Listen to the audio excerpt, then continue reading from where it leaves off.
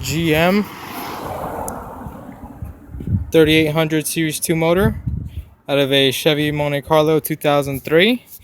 I had a no start condition yesterday before work, and that's just the worst.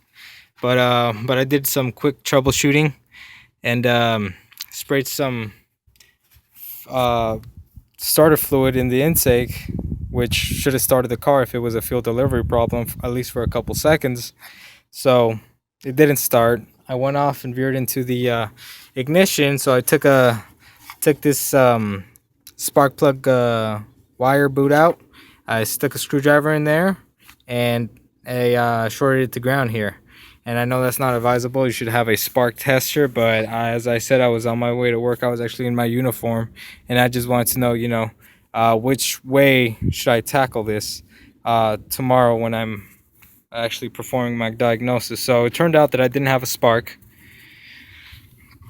and I was like, okay, so tomorrow I'll check the ignition control module. I got my wiring diagram out of here, and as you see here, this is for the 3.8 liter.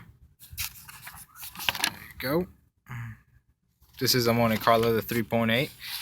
Here's the ICM, and it gets its power feed from this this fuse here. That's a 15 amp ELEK ignition fuse. There you go. And it has a pink wire. So for me, there wasn't a ELEK fuse here. I just went off the pink wire and T-pinned it, back probed it, and I got good power. So I tried to start it after that, seeing that it had power, and it started, but RPM was jumping up and down. I was like, that is very odd. So I ran it for a little while. Then I got a message that said I had low engine oil. Stopped the car, came out here, checked the engine oil, and engine oil is fine. Is at a decent level. It's not perfectly topped off to that last circle, but it's decent. It shouldn't chip a light. Anyways, I come over here and I check the oil level sensor.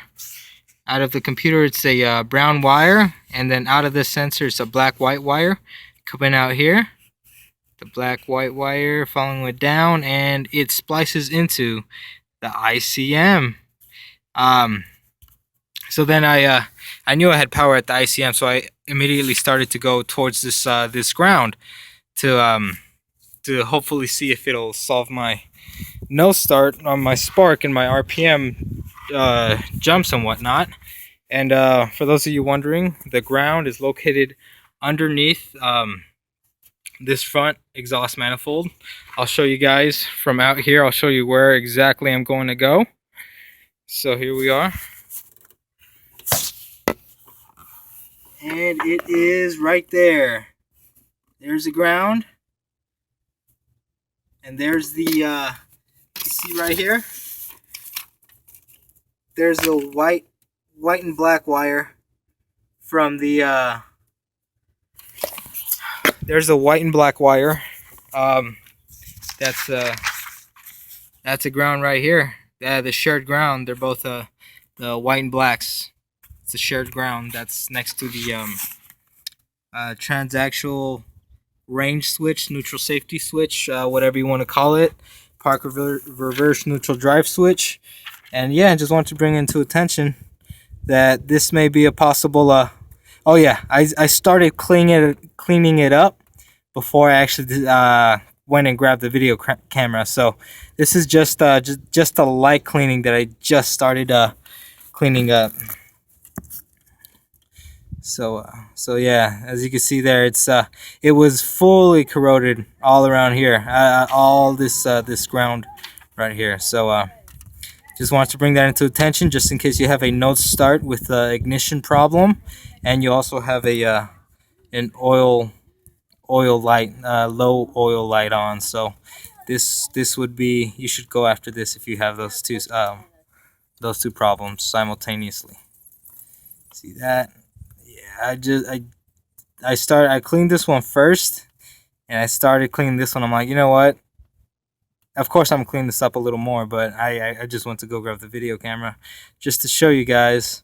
Yeah, this ground was all bad. So that's where my no start issue came from. All right, you guys.